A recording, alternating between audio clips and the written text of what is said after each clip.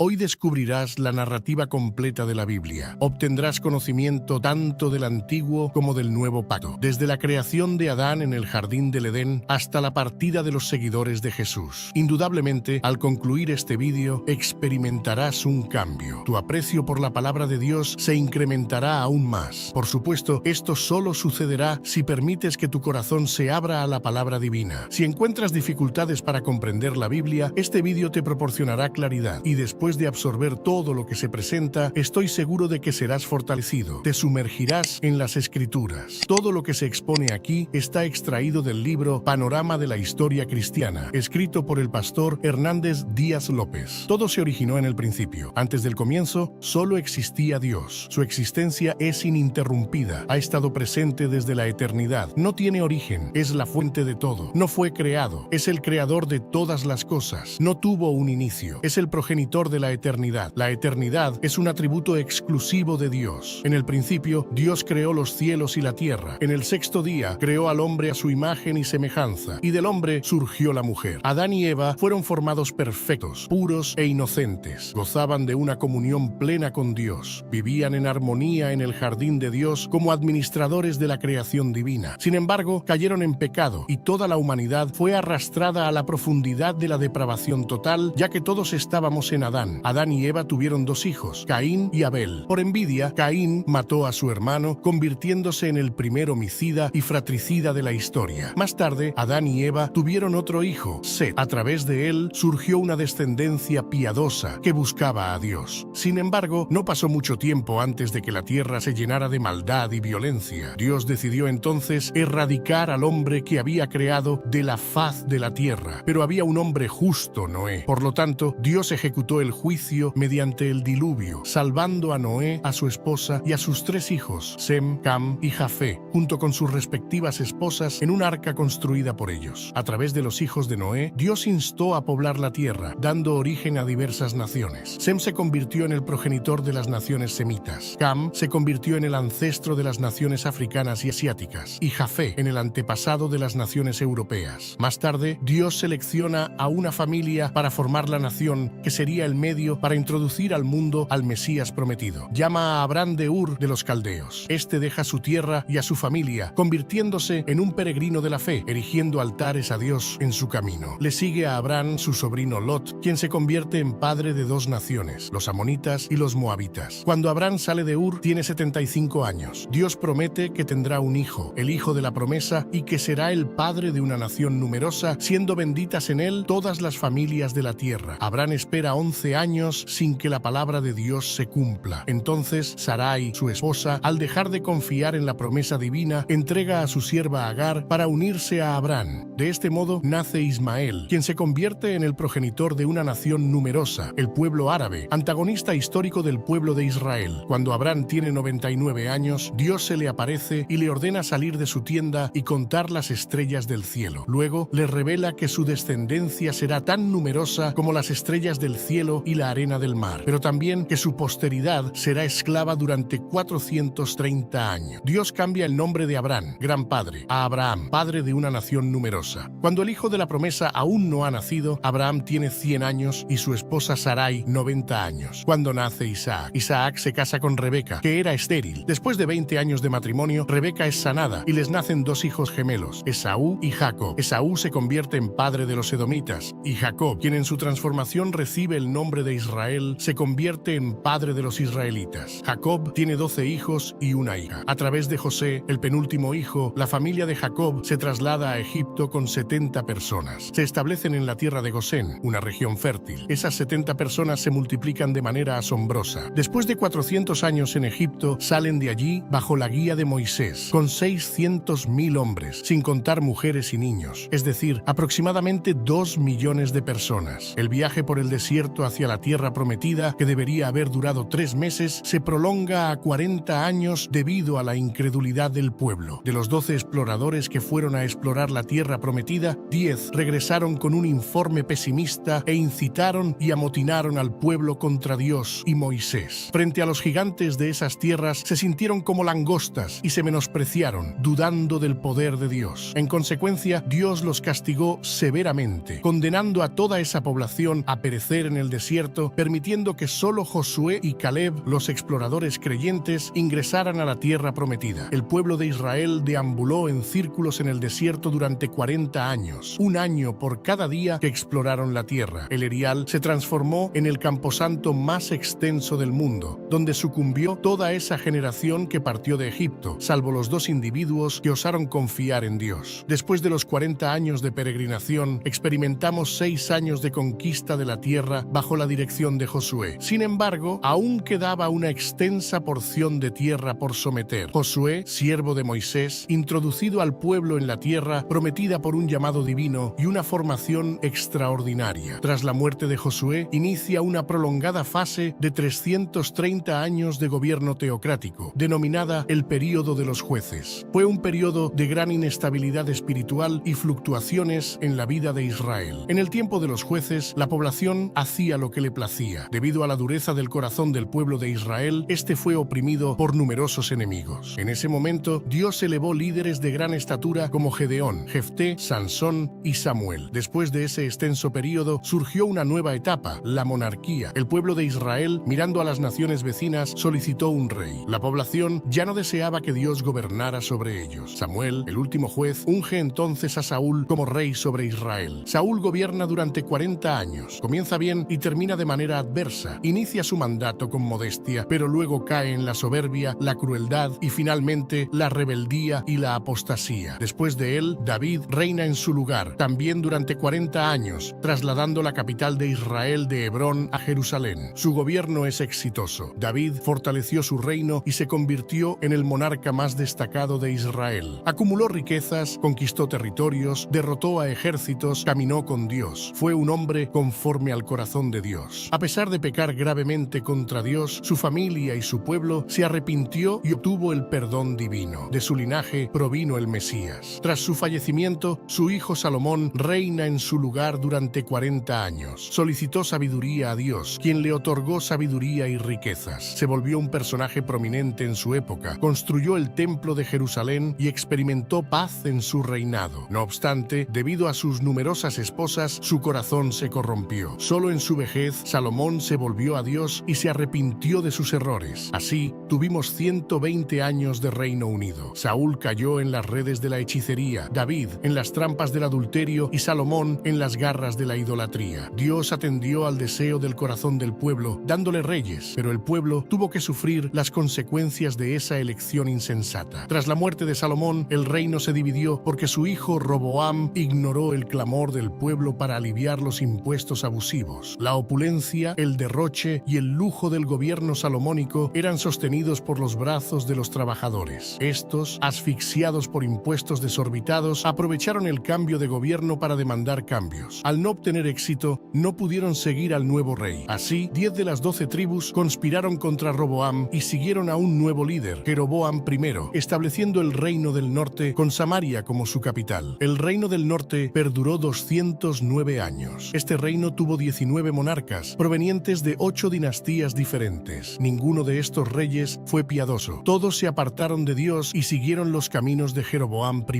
Este monarca decidió utilizar la religión con fines políticos, temiendo que sus súbditos buscaran Jerusalén para adorar en el templo, así que los atrajo políticamente hacia los reyes de Judá. Jeroboam decidió construir templos en el reino del norte, en Betel, Gilgal y Berbea. En ellos colocaron un becerro de oro e instigaron al pueblo a adorarlo como si fuera el mismo Dios. Todos los 19 monarcas del reino del norte siguieron ese camino. Todos fueron impíos y malvados. Ninguno buscó a Dios. En esa época, el Señor levantó a algunos profetas para denunciar el pecado de los monarcas de la nación y de los profetas interesados, así como de los sacerdotes sobornados por dinero. Dios levantó en esa época a los profetas Amós, Oseas y Miqueas. Valientemente confrontaron los desvíos de la nación desde el palacio hasta las chabolas, desde los templos rivales hasta el comercio, desde las calles hasta los campos. Denunciaron la corrupción política y alzaron la voz contra la religión prostituida. Emitieron la acusación de Dios contra los poderes ejecutivo y legislativo que se habían corrompido. Denunciaron la injusticia social y la opresión económica. Convocaron al pueblo al arrepentimiento, pero sus mensajes cayeron en oídos sordos. En el reinado de Acab, por medio de su esposa Jezabel, se propagó en Israel la perniciosa creencia en Baal, el dios cananeo de la prosperidad. En ese momento, Dios levantó al profeta Elías para desenmascarar a esa divinidad pagana y derribar la credibilidad del ídolo abominable. Aún en ese reino, Dios llamó a Eliseo para reemplazar a Elías y llevar a cabo un ministerio prodigioso. Pero como Israel no quiso escuchar la voz de Dios, el Señor usó el lenguaje de la vara y trajo a Asiria contra la nación de Israel. Asiria fue la vara de la ira de Dios contra Israel. Era un imperio expansivo, belicoso y despiadado. Cuando sometía a un pueblo, perpetraba atrocidades y barbaridades contra los sometidos. Habitualmente, al ingresar a una ciudad o aldea, dejaba cadáveres mutilados, amontonando cabezas en las puertas de las ciudades conquistadas, exponiendo a las personas a la más amarga humillación. Luego de llevar al pueblo del norte al cautiverio, el monarca Sargón II envió a la región de Israel una amalgama de otros pueblos, creando así una diversidad racial. Reconoció que la diversidad racial debilitaría el potencial de existencia de un pueblo. Entonces, con esa mezcla racial, surgió en Israel un pueblo mestizo conocido como samaritano, que se transformó en un oponente ferviente del pueblo de Judá. El reino del sur, compuesto por las tribus de Benjamín y Judá, tuvo 20 monarcas, varios de los cuales fueron piadosos, como Asa, Josafat, Ezequías, Jotán, Uzías, Joás y Josías. Cada vez que un monarca piadoso ascendía al trono, la nación prosperaba y crecía en términos económicos, morales, sociales y espirituales. En el reino del sur, para cumplir la profecía de que el Mesías vendría de la casa de David, gobernó únicamente una sola dinastía. Para dirigirse al pueblo de Judá, Dios levantó varios profetas como Isaías, Miqueas, Joel, Sofonías y Jeremías. La nación también se corrompió profundamente, ignorando la voz de Dios. Entonces, de manera similar, Dios los disciplinó y envió al ejército babilónico, entregándolos en manos de sus adversarios. El pueblo de Judá fue llevado al cautiverio babilónico. El reino del sur, llamado Judá, duró 345 años. Después de 2 incursiones, Nabucodonosor invadió Jerusalén, destruyó su magnífico templo y llevó al pueblo al cautiverio, dejando la ciudad sumida en gran ignominia. El pueblo permaneció en el cautiverio durante 70 años, de acuerdo con la profecía dada por Dios al profeta Jeremías. En el período del cautiverio, Dios levantó a los profetas Jeremías, Ezequiel y Daniel. En ese lapso, el pueblo fue purificado de la idolatría y se establecieron las sinagogas. Después del tiempo establecido por Dios, el pueblo de Judá regresó a su tierra. En ese momento, es decir, Babilonia ya había caído en manos del imperio medo-persa. Ciro, anunciado por Dios 200 años antes de su nacimiento, liberó al pueblo judío y abrió las puertas para su regreso a la tierra de Canaán. El pueblo regresó en 3 oleadas, bajo la dirección de Zorobabel para la reconstrucción del templo, bajo la guía de Esdras para la enseñanza de la ley y bajo el liderazgo de Nehemías para la reconstrucción de los muros y la reorganización política y espiritual del pueblo. Tan pronto como volvieron del cautiverio e iniciaron la reconstrucción del templo, el pueblo judío comenzó a enfrentar desafíos. Primero, los samaritanos astutamente quisieron unirse a ellos en la obra, con el objetivo de desestabilizarla. Dado que la propuesta de asociación fue rechazada, los samaritanos, en una segunda etapa, comenzaron a amenazarlos. A continuación, los samaritanos escribieron al rey Artajerjes, acusando a los judíos de conspiración contra el reino medo-persa. Frente a esa perniciosa persecución, la obra del templo fue interrumpida durante aproximadamente 20 años. En ese lapso, el pueblo disminuyó su celo por la casa de Dios y comenzó a enfocarse en sus propios asuntos, construyendo y embelleciendo sus propias casas a expensas de la casa de Dios, que estaba en ruinas. En ese tiempo, Dios levantó a los profetas Ageo y Zacarías para exhortar al pueblo al arrepentimiento. El mensaje de estos profetas tuvo un impacto rápido y profundo. El pueblo se arrepintió y regresó con entusiasmo para concluir la reconstrucción del templo. Entonces ocurrió un gran avivamiento espiritual, una restauración en las familias y en el sacerdocio, y un retorno sincero a Dios. Unos 100 años pasaron y surgió una nueva generación. Ahora el pueblo continuaba asistiendo al templo, ofreciendo sus sacrificios, pero ya no rendía honores a Dios. Presentaban a Dios en holocausto animales ciegos, enfermos y lisiados, menospreciaban la mesa del Señor, considerándola impura. Los sacerdotes se corrompieron y dejaron de enseñar la palabra de Dios al pueblo. La familia sufrió profundamente. Los matrimonios empezaron a desmoronarse, culminando en divorcios. El pueblo ya no creía más que Dios pudiera juzgarlo, por lo que se relajó en el cumplimiento de los diezmos. Aunque continuaba frecuentando el templo, estaba distante de Dios. En ese tiempo, Dios levantó a Malaquías para exhortar al pueblo pueblo al arrepentimiento. Así se cerró el Antiguo Testamento, 400 años antes de Cristo. Después del profeta Malaquías, tenemos un extenso período de 400 años, denominado período intertestamentario o período del silencio profético. En ese tiempo se redactaron los libros históricos religiosos no canónicos, los libros apócrifos. También se tradujo el Antiguo Testamento del hebreo al griego, dando lugar a la famosa versión conocida como Septuaginta. El imperio medo-persa cayó en manos del imperio griego. Alejandro Magno, tras conquistar naciones y reinos, murió prematuramente a los 33 años, lamentando no tener más territorios por conquistar. Expandió de manera significativa su imperio, difundiendo la cultura helenística y la lengua griega, que serían posteriormente útiles para la rápida y sin fronteras difusión del Evangelio. Con la muerte de Alejandro, el reino quedó en manos de 4 generales, siendo destacable el dominio de los tolemaicos egipcios y de los seleúcidas sirios, quienes siempre estuvieron en conflicto. Israel fue gobernado ora por uno, ora por otro. En esa época, Antíoco Epífanes ultrajó a los judíos, sacrificando un cerdo en el altar del templo en Jerusalén, lo cual resultaba una abominación para ellos. Este evento marcó el inicio de la guerra de los macabeos, ganada por Judas Macabeo después de un considerable derramamiento de sangre. Más tarde, en el año 63 a.C.,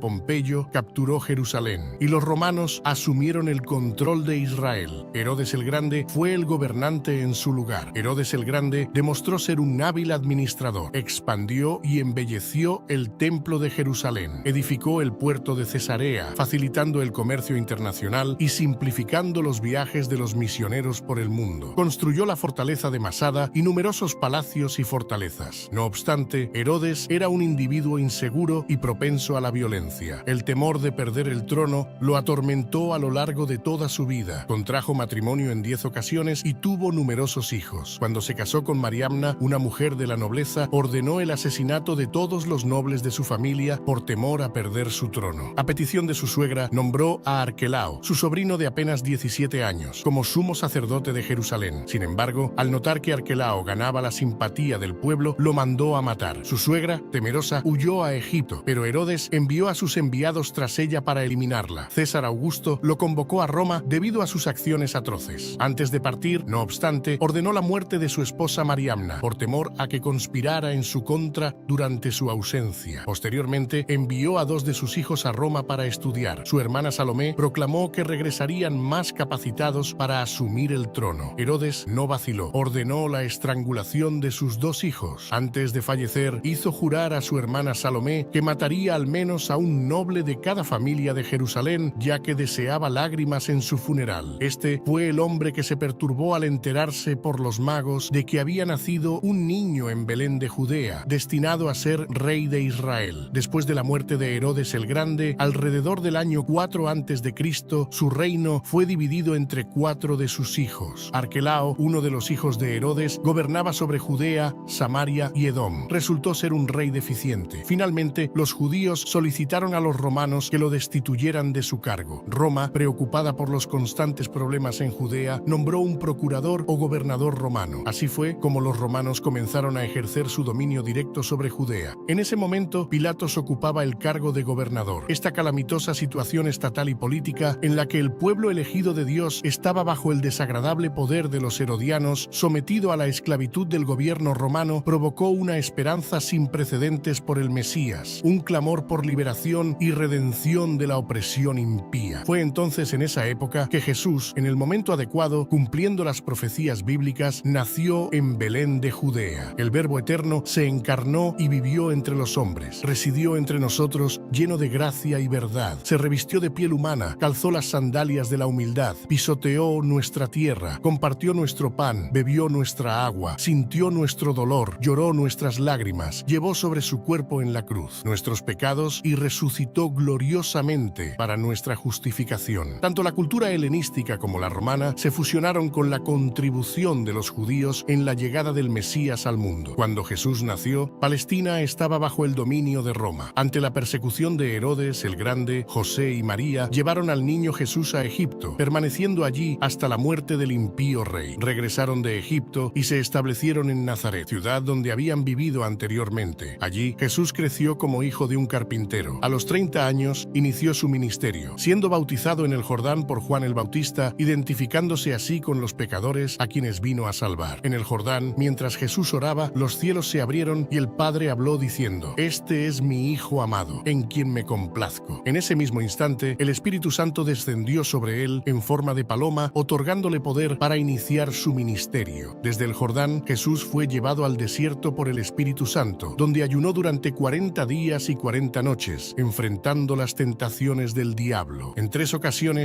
el diablo atacó a Jesús para derrotarlo, pero el Hijo lo venció en el desierto, utilizando siempre la espada del Espíritu, es decir, la palabra de Dios. El diablo derribó al primer hombre en el paraíso, pero fue vencido por el segundo Adán en el desierto. Desde el desierto, Jesús, lleno del Espíritu Santo, se dirigió a Galilea, llegando a Nazaret, donde pasó la mayor parte de su vida terrenal. Entró en la sinagoga, tomó el rollo del libro de Isaías y leyó: «El Espíritu del Señor está sobre mí, por cuanto me ha ungido para predicar, para sanar y para liberar». Jesús llamó a 12 hombres, a quienes designó apóstoles, dedicando la mayor parte de su tiempo a entrenarlos y disciplinarlos. Viajó por Galilea, Perea, Samaria y Judea. Predicó en ciudades, aldeas y campos. Enseñó en sinagogas y en el templo. Proclamó su mensaje al aire libre, en la playa y también en hogares. Habló a multitudes y también a grupos más pequeños. Jesús recorrió todas partes, haciendo el bien y liberando a todos los oprimidos por el diablo. Sanó a los enfermos, alimentó a los hambrientos, devolvió la vista a los ciegos, enderezó a los paralíticos, hizo caminar a los cojos, otorgó audición a los sordos, purificó a los leprosos, liberó a los poseídos y resucitó a los muertos. Fue la máxima revelación de Dios a los seres humanos. Se le llamó Emmanuel, Dios con nosotros. Él es el mismo Dios manifestado en carne. Jesús vino con un propósito definido: morir por todos aquellos a quienes el Padre le había dado. Nació para morir y murió para que pudiéramos vivir. El apóstol Pablo fue enfático al afirmar que murió por nuestros pecados, según las Escrituras. Fue sepultado y resucitó al tercer día, según las Escrituras. Su muerte no fue un accidente, ni su resurrección una sorpresa. El diablo intentó diversos artificios para apartarlo de la cruz, pero Jesús marchó hacia ella como un rey avanza hacia la corona. En la cruz, Jesús aplastó la cabeza de la serpiente y triunfó sobre los principados y potestades, exponiéndolos al desprecio. En la cruz, Jesús consumó la obra de la redención. En la cruz, nos liberó. La muerte no logró detenerlo. Al tercer día, Jesús se levantó para nuestra justificación. No obstante, antes de ascender a los cielos, instruyó a los discípulos a quedarse en Jerusalén, aguardando la promesa del Padre hasta que fueran revestidos de poder. En Hechos 1, versículo 8, Jesús habla sobre la capacitación de poder otorgada por el Espíritu Santo y también proporciona la estrategia de acción a seguir, siendo testigos tanto en Jerusalén como en toda Judea, Samaria y hasta los confines de la tierra. Después de Pentecostés, la Iglesia experimentó un crecimiento explosivo en Jerusalén con la incorporación constante de multitudes. El crecimiento y la expansión de la Iglesia de Jerusalén son registrados por Lucas hasta el capítulo 7 del libro de Hechos. Dado que la Iglesia aún estaba restringida a Judea, Dios permitió una persecución contra ella, dispersando a los creyentes quienes llevaron la palabra a donde iban. De esta manera, Felipe llegó a Samaria, derribando las barreras de enemistad y proclamando allí el Evangelio con poder. El pueblo se regocijaba al escuchar y presenciar las maravillas que Dios realizaba a través de Felipe. El diácono predicador hablaba y actuaba, predicando tanto a los oídos como a los ojos. Por la imposición de manos de los apóstoles Pedro y Juan, los samaritanos también recibieron el Espíritu Santo. El Evangelio se extendió más allá de las fronteras de Israel con la conversión del perseguidor de la Iglesia, Saulo de Tarso, en el camino a Damasco. Posteriormente, una iglesia gentil, la Iglesia de Antioquía de Siria, se convirtió en la matriz de las misiones transculturales. Después de esto, Bernabé y Saulo partieron para el primer viaje misionero a las regiones de Galacia, pasando por Perga, Derbe, Iconio y Listra, estableciendo iglesias y designando ancianos. En el segundo viaje misionero, Pablo y Silas fueron a las provincias de Macedonia y Acaya, fundando iglesias en Filipos, Tesalónica, Berea y Corinto. Desde Antioquía de Siria, Pablo escribió cartas a los Gálatas, a Corinto, y las 2 cartas a los tesalonicenses. En el tercer viaje misionero, Pablo visitó la provincia de Asia Menor, permaneciendo 3 años en Éfeso, la capital de la provincia, desde donde escribió las 2 cartas a la iglesia de Corinto. En esa ciudad cosmopolita, de más de 300.000 habitantes, se encontraba el templo de la diosa Diana, un palacio de mármol 4 veces más grande que el Partenón de Atenas, una de las 7 maravillas del mundo antiguo. Durante los años años que Pablo pasó en Asia Menor, se establecieron iglesias en toda la provincia, como las de Pérgamo, Teatira, Sardes, Filadelfia, Laodicea, Colosas y Hierápolis. Debido a la hambruna que azotó el mundo en tiempos del emperador Claudio, los judíos fueron expulsados de Roma, como se relata en el libro de Hechos, capítulo 18, versículo 2. Pablo entonces realizó una gran colecta entre las iglesias gentiles para ayudar a los pobres de Judea. Al embarcarse rumbo a Jerusalén, informó a los ancianos de Éfeso que, de ciudad en ciudad, lo que lo aguardaba eran cadenas y tribulaciones. No obstante, no valoró su propia vida para llevar a cabo su ministerio de proclamar el Evangelio de la gracia de Dios. Antes de partir hacia Jerusalén, redactó su epístola más sustancial, la Carta a los Romanos, donde expresó su deseo de visitar la capital del imperio y compartir la palabra con la Iglesia, siendo enviada por ella hasta España. A pesar de llevar ayuda financiera significativa a los necesitados en Judea, Pablo fue detenido en Jerusalén y de allí trasladado a Cesarea, donde fue acusado durante 2 años por los judíos bajo la supervisión de los gobernadores Félix y Festo. Ante la intención de Festo de entregarlo al Sanedrín, que conspiraba para quitarle la vida, Pablo, haciendo uso de los privilegios de su ciudadanía romana, optó por ser juzgado en Roma. En el viaje hacia la capital del imperio, enfrentó un terrible naufragio. El barco se despedazó por completo, pero todos los pasajeros y tripulantes fueron salvados milagrosamente, de acuerdo con la promesa de Dios a Pablo. En la isla de Malta, a donde llegaron, una víbora mordió la mano de Pablo, pero Dios neutralizó el veneno mortal de la serpiente y aún utilizó a su siervo para sanar a todos los enfermos de la isla. De esta manera, los malteses enviaron a Pablo a Roma con todas sus necesidades atendidas. Allí permaneció detenido durante 2 años en una casa alquilada. Desde allí, Pablo evangelizó a la guardia pretoriana, animó a los creyentes a trabajar y escribió cartas a los efesios, a los filipenses, a los colosenses y a Filemón. Después de ese período, Pablo fue liberado de la prisión. Luego, escribió la primera carta a Timoteo y la carta a Tito. Sin embargo, a partir del año 64, la persecución a la iglesia, en lugar de ser religiosa, se volvió política y Pablo regresó a la prisión, siendo encerrado en un calabozo, un sótano subterráneo, oscuro, húmedo e insalubre. El 17 de julio del año 64, la ciudad de Roma, con más de 1 millón de habitantes, fue incendiada. Nerón, el emperador, vestido de actor, subió a lo alto de la Torre de Mecenas, desde donde contempló el espantoso espectáculo de las llamas devorando la ciudad. Fueron 7 noches y 6 días de incendio. Cuando las llamas se extinguieron, el 70% de la ciudad estaba destruido. De los 14 barrios de Roma, 10 fueron arrasados por las llamas. Los 4 barrios restantes, densamente poblados por judíos y cristianos, dieron a Nerón una excusa para culpar a los cristianos del incendio de Roma. Comenzó entonces una brutal persecución a la iglesia. Faltaron cruces para hacer. Así fue la cantidad de creyentes crucificados. Ataron a los creyentes a postes, los cubrieron con brea y los quemaron vivos para iluminar las noches de Roma. Fue una auténtica masacre. Desde esa segunda prisión, Pablo escribió su última epístola, la segunda carta a Timoteo. En ella relató la llegada de su propio martirio y la gloriosa esperanza de recibir la corona de justicia. Así, alrededor del año 67, el veterano apóstol fue decapitado, dejando no obstante para las generaciones futuras un preciado legado. El Nuevo Testamento fue redactado en un período de 50 años. Contamos con 4 libros biográficos, los 4 evangelios, y 3 son sinópticos, es decir, vistos desde una misma perspectiva: Mateo, Marcos y Lucas. La importancia de Mateo radica en presentar a Jesús como Rey de los judíos, dirigido a los judíos, con la mayor cantidad de citas del Antiguo Testamento y siendo el evangelio más judaico. La relevancia de Marcos es presentar a Jesús como siervo, escrito para los romanos. Es el evangelio que destaca las obras de Jesús más que sus enseñanzas. El evangelio de Lucas enfatiza a Jesús como hijo del hombre, dirigido a los griegos por un médico gentil, historiador y viajero, con la intención de presentar a Jesús como el hombre perfecto. Por lo tanto, Lucas es el evangelista que más aborda la vida de oración de Jesús y su ministerio realizado en el poder del Espíritu Santo. Juan, ya al final del primer siglo, para refutar el docetismo, una peligrosa herejía que negaba la divinidad de Cristo con un enfoque diferente de los demás, demuestra que Jesús es verdaderamente Dios y verdaderamente hombre. Juan seleccionó 7 milagros realizados por Jesús y 7 declaraciones "yo soy", demostrando que Jesús es realmente Dios. También contamos con los Hechos de los Apóstoles, que narran eventos relacionados con la iglesia primitiva desde su origen hasta su extensión a la ciudad de Roma. 3 iglesias lideraron aceleraron ese avance: Jerusalén, Antioquía y Éfeso. 4 provincias del imperio fueron alcanzadas: Galacia, Macedonia, Acaya y Asia Menor. El libro de los Hechos carece de una conclusión, ya que la historia de la Iglesia continúa. Somos herederos y continuadores de la Iglesia que surgió en Pentecostés. También contamos con las cartas del apóstol Pablo a las iglesias de Roma, Galacia, Éfeso, Filipos, Colosas y Tesalónica, así como sus cartas personales a Timoteo, Tito y Filemón. Además, poseemos una carta enviada a los judíos que estaban siendo tentados debido a la persecución a retroceder en la fe, que es la carta a los hebreos de autor desconocido. También poseemos las cartas generales escritas por Santiago, Pedro, Juan y Judas. Por último, contamos con un libro escatológico, el Apocalipsis, que relata el triunfo victorioso de Cristo y su iglesia, escrito por el apóstol Juan en la isla de Patmos, alrededor del año 96. Espero que hayas aprendido acerca de esta historia. Dios bendiga tu vida. Si aún no has aceptado a Jesús como tu Salvador, todavía hay tiempo. Arrepiéntete. Él puede cambiar tu futuro, tu historia. Puede eliminar toda tristeza, toda soledad y proveerte de lo que necesitas. Entra en tu habitación, cierra la puerta y habla con Dios. Él te escuchará. Dios te bendiga. Si disfrutaste del video, no olvides darle me gusta